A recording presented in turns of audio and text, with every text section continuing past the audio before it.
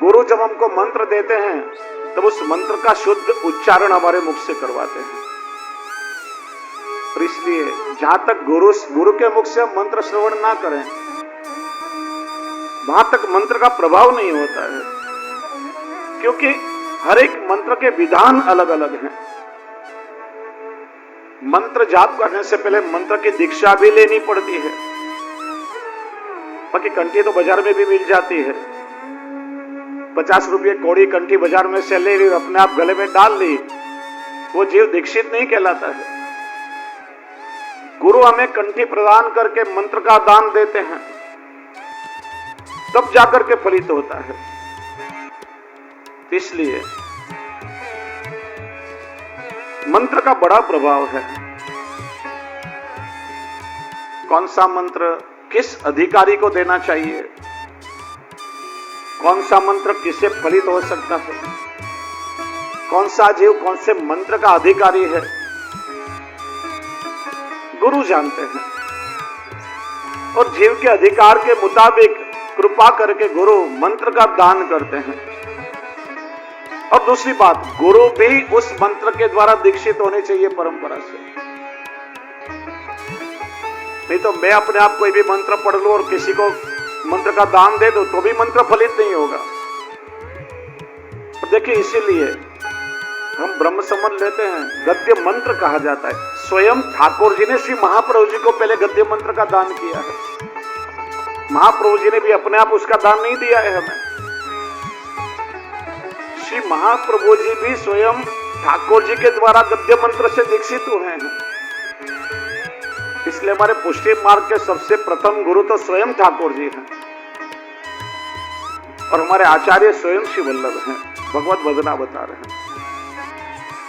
गुरु भी परंपरा से उस मंत्र के द्वारा दीक्षित होने चाहिए। गुरु को भी उस मंत्र का अनुभव होना चाहिए कि इस मंत्र का इस जीव पर कैसा प्रभाव पड़ेगा, इस मंत्र को प्राप्त करने की क्षमता इस जीव में है या नहीं है, जीव उसे पचा पाएगा या नहीं पचा पाएगा, जीव का कौन सा अधिकार है, ये गुरु जानते हैं। कई बार मैं कहता हूं,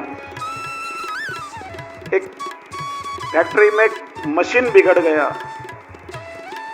सारे जो कारीगर थे, टेक्नीशियन थे, बहुत कोशिश की, लेकिन मशीन की जो बीमारी थी, कहां पे बिगड़ा है किसी की पकड़ में नहीं आता था। क्या फॉल्ट हुआ है उस मशीन में, सारे टेक्नीशियन लग गए, लेकिन उसका फॉल्ट पकड़ में नहीं आता था। उस फैक्ट्री के मैनेजर ने एक अनुभवी इंजीनियर को फोन किया, मेरे मशीन में कुछ फॉल्ट हुआ है, आप आकर के उसे ठीक कर दो। इंजीनियर ने कहा, मैं आ तो जाऊंगा, लेकिन मशीन रिपेयर करने का मेरा चार्ज 1000 रुपया होगा। अभी लाखों रुपये का मशीन था। मैनेजर ने कहा, कोई बात नहीं, आपका चार्ज आपको मिल जाएगा। इंजीनियर ने आकर के मशीन को अच्छी तरह से देखा और एक जगह पे केवल एक हथौड़ी मारी और मशीन स्टार्ट हो गया। कहा, लाओ मेरा चार्ज 1000 रुपया। मैनेजर ने कहा, केवल एक हथौड़ी मारने का चार्ज 1000 रुपया? नहीं, हथौड़ी मारने का चार्ज केवल 1 रुपया, लेकिन कौन सी जगह पे हथौड़ी मारनी है जानने का चार्ज 999 रुपये। उस तरह से व्यक्ति का अधिकार क्या है, कौन सा जीव कौन से मंत्र को पचा सकता है, सिद्ध कर सकता है, केवल गुरु ही जानते हैं। कौन सा मंत्र कौन से जीव में किस प्रकार से प्रस्थापित करना है। इसलिए सर्वोत्तम मंत्र के आर्ष दृष्टा इसके ऋषि श्री गोसाई जी हैं। इसके देवता कृष्णास्य श्री महाप्रभु जी हैं।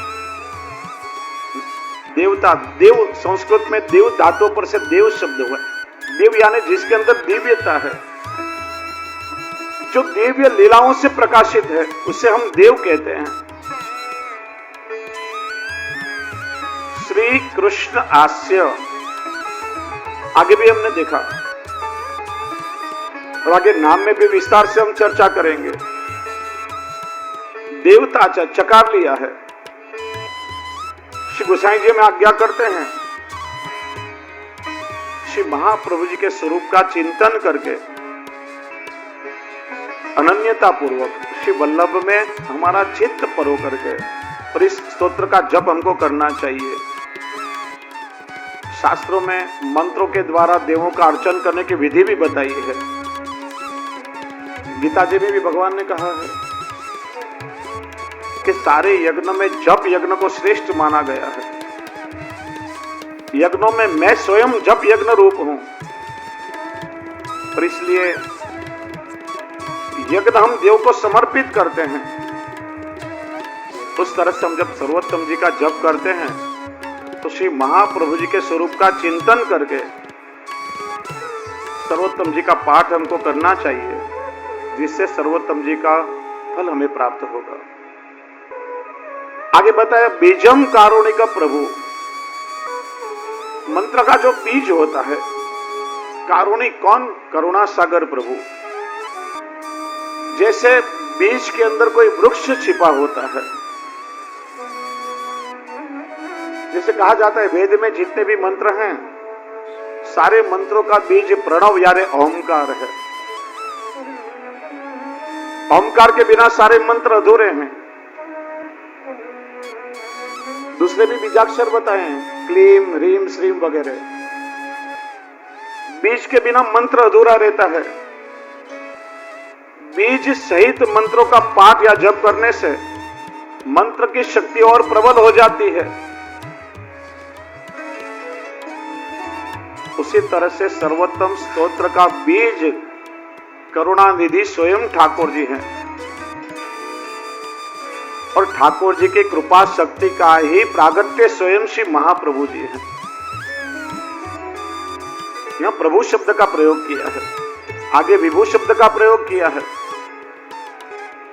प्रभु यानी जिसमें प्रभुता होती है। प्रभु का अर्थ होता है स्वामी, और स्वामी कौन हो सकता है? जिसमें हमारी रक्षा करने का सामर्थ्य, जो सर्वसमर्थ होता है वह स्वामी होता है। स्वामी के तो लक्षण बताएं, जो रक्षक भी होता है और सुख का दाता भी होता है। श्री महाप्रभु जी पुष्टि जीवों के रक्षक भी हैं और अलौकिक आनंद के दाता भी हैं। देखिए श्री गोसाई जी आज्ञा करते हैं, हम जिनके शरण में गए ऐसे हमारे श्री वल्लभ कोई सामान्य नहीं है, अल्प सामर्थ्य वाले नहीं हैं। श्री वल्लभ भी सर्वसमर्थ हैं और ब्रह्म संबंध के द्वारा जिनके शरण में हमको भेजा है ऐसे हमारे पुष्टि पुरुषोत्तम ठाकुर जी भी सर्वसमर्थ हैं। सर्वसमर्थ यानी हर एक प्रकार से जीव की रक्षा करने का या जीव के मनोरथ पूर्ण करने का सामर्थ्य उनमें है। अन्य मार्ग में देखो, अन्य परंपराओं में देव या जो देवी होते हैं,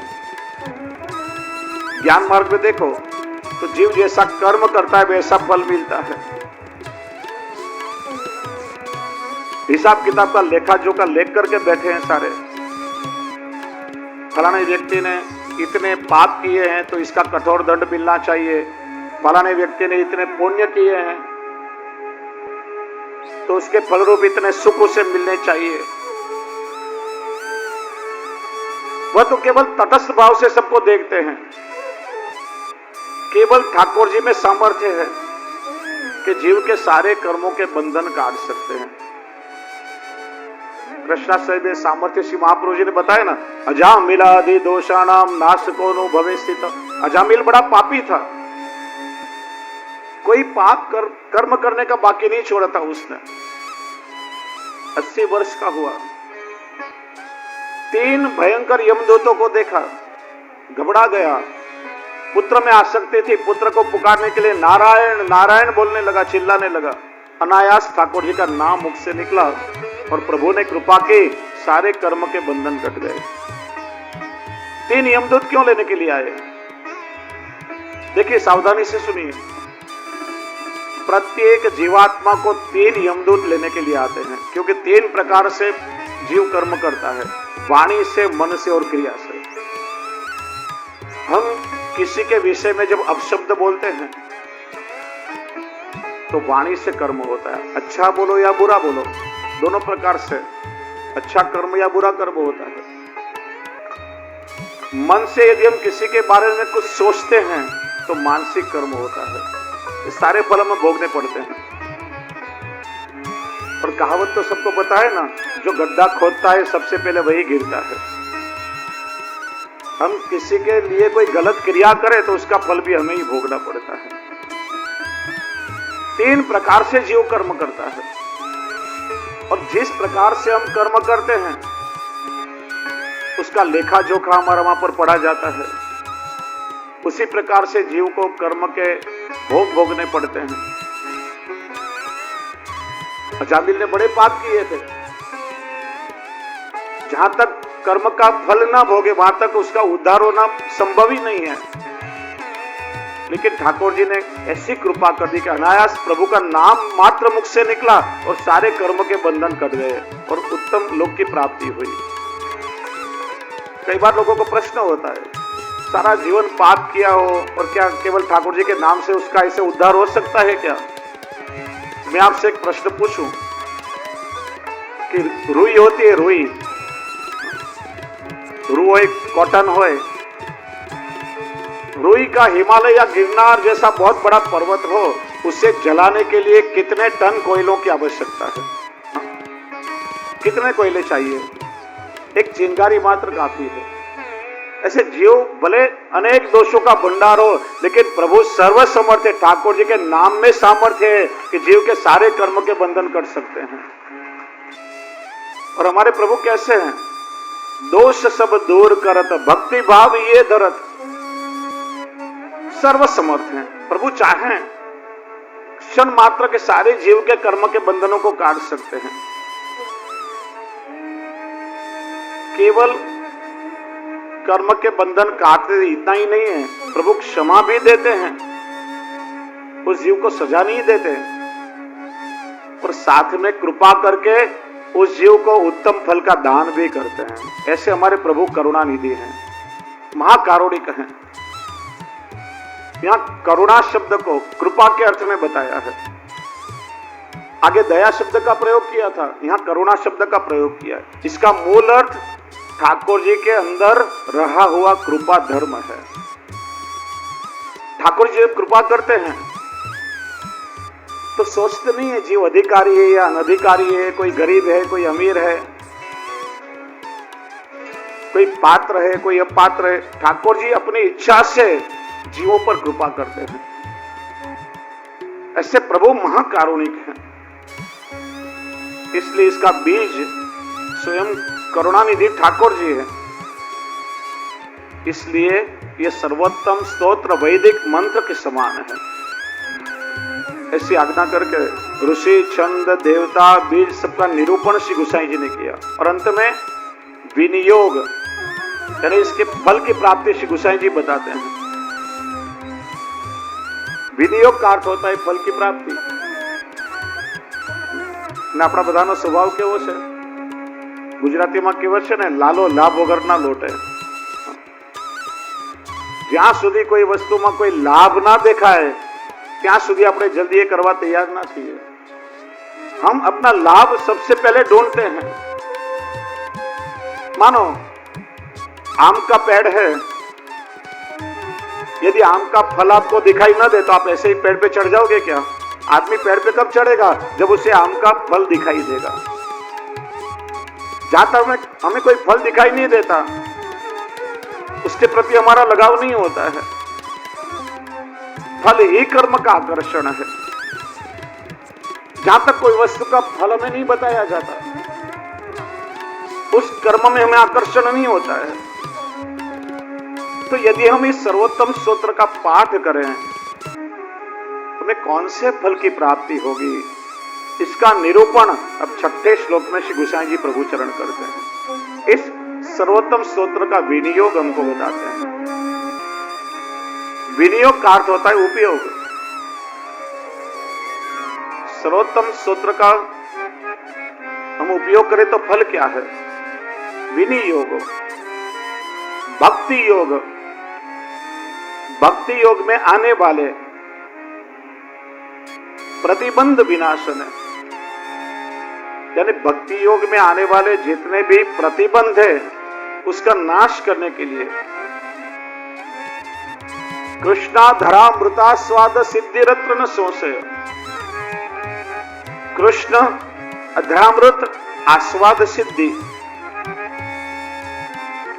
इस सर्वोत्तम जी का पाठ करने से कृष्ण के अदर सुधारूप आस्वाद के फल की प्राप्ति हमें होगी, न संशय, इसमें कोई शंका नहीं है। श्री गोसाई जी आज्ञा करते हैं।